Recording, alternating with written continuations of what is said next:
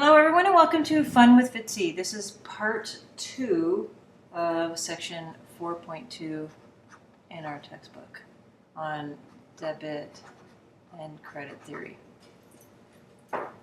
In double entry accounting, every transaction is recorded in the accounts in 2 steps. 1 as a debit and 2 as a credit.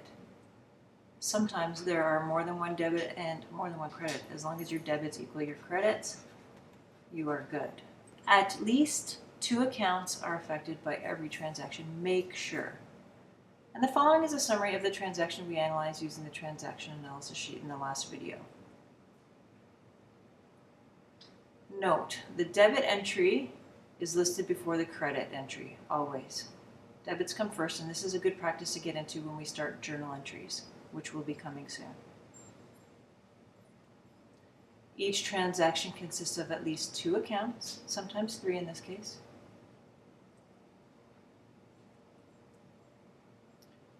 Okay, let's just go through these really quickly.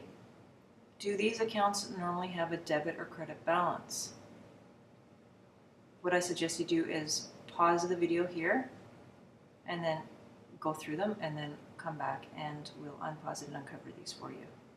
Okay? Okay, so we have all of the answers here. Now, go through and see how you did. Remember, assets are on the left, therefore they go up on the debit side, have a normal balance, and then liabilities and owner's equity are on the right, and therefore have normal credit balances and go up on the credit side. Okay, here's another activity for you. I encourage you to pause the video here. Do you need a debit or credit to increase the balance of the following accounts? Again, pause it and go through. Okay, you have all the answers here. Let's see how you did. If you didn't do very well, I encourage you to go back and watch both of these videos again. Really, really important. Okay, let's do an exercise together. If you got this, no problem, in your sleep and you were bored watching video 1, then I think it's okay for you to skip through this. But if you are still a little uneasy or need some practice, I would suggest strongly that we do this one more time together. Okay, the owner of the business, J. Carr, invests $10,000 cash and an automobile worth $42,000 into the business. Okay, remember, think of the accounts that are affected. In this case, it's going to be cash and automobile. Keyword, the owner invests here. Okay, so there's going to be 3 transactions here. Often at the beginning of a business, the owner is investing assets. So he put in $10,000 worth of cash and $42,000 worth of an automobile. And therefore, his capital went up. Remember, when the owner invests, owner's equity goes up. And when owner's equity goes up, it's a credit. Provided an accounting service on account, this is another way of saying on account, on credit, to C. Martens for $580. Okay, we provided a service and we got cash. So those are your 2 accounts. And remember, when we provide a service, it's owner's equity. So there you go. Assets are going up because he owes you the money. So when assets go up, they're on the left side, which means you debit them, $580. And owner's equity is also going up, and you credit it because it's on the right side, $580. So our debits equal our credits.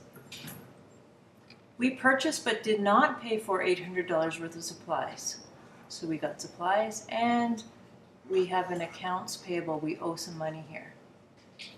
Okay, 1 is an asset. Remember, we're going to do our assets first, or our debits first. So we're going to debit our supplies by $800 because our supplies went up and our accounts payable went up. We now owe money by $800.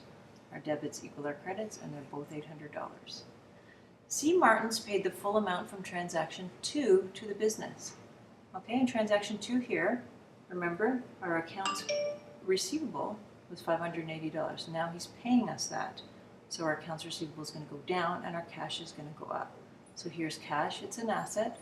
It's a debit. Went up $580. And my accounts receivable is going down. It's a credit. So again, make sure your debits equal your credits.